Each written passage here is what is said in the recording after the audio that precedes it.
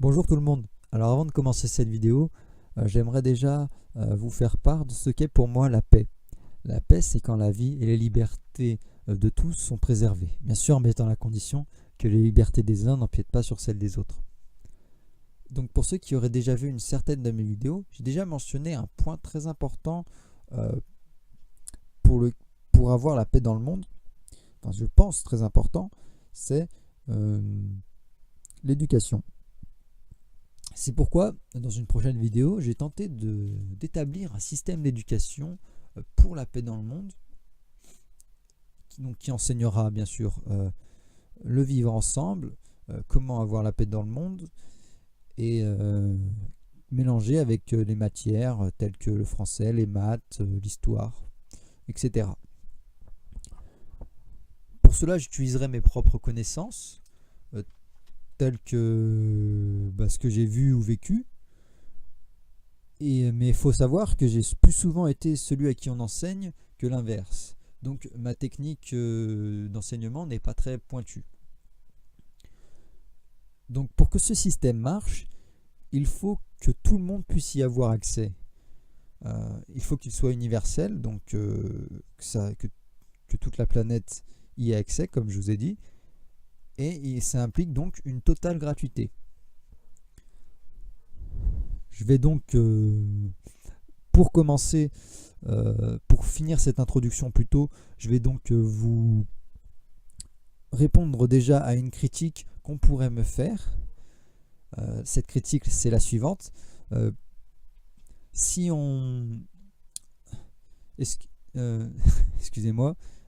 Est-ce que ce ne serait pas plutôt la famille qui devrait s'occuper du vivre ensemble, d'enseigner le vivre ensemble et la paix dans le monde, et l'école devrait devrait se concentrer sur les matières telles que le français, les maths, la philosophie, etc. Bien que la philosophie peut, en quelque sorte, apporter la paix dans le monde, peut y amener en tout cas. Donc, je vous dirais que à la naissance, il y a une très grande part d'aléatoire. On peut naître dans une famille qui a une très mauvaise base en matière de vivre ensemble. Ou au contraire, on peut naître dans une famille qui a de très bonnes bases en matière de vivre ensemble et de paix dans le monde, mais qui enseigne très mal, ou plus ou moins bien. Ça dépend des familles, comme je vous ai dit. On peut naître aussi dans une famille et puis la perdre pour une raison ou une autre, et puis avant que notre éducation soit faite, ou alors totalement faite. Du coup, c'est important qu'il y ait un système qui puisse garantir, en quelque sorte, une éducation pour la paix dans le monde et pour le vivre ensemble. Car, bien entendu, il est possible qu'il y ait des enseignants qui enseignent mal. C'est quelque chose à prendre en compte et à surveiller. Ça peut être diminuer ce risque par exemple, augmenter le nombre de professeurs dans une classe, qui pourrait voir s'il y a un professeur qui dévie et qui cherche à éloigner l'éducation, à s'éloigner de l'éducation pour le vivre ensemble, par exemple. Donc, c'est possible qu'il y ait des enseignants qui enseignent mal, mais c'est important qu'on qu'on envoie les enfants vers un système qui veut lui garantir cette éducation pour la paix dans le monde et le vivre ensemble, plutôt que de s'en remettre au hasard. Bien entendu, la famille aura toujours une importante influence sur l'éducation de l'enfant, car c'est avec elle que l'enfant vit, et non avec l'école.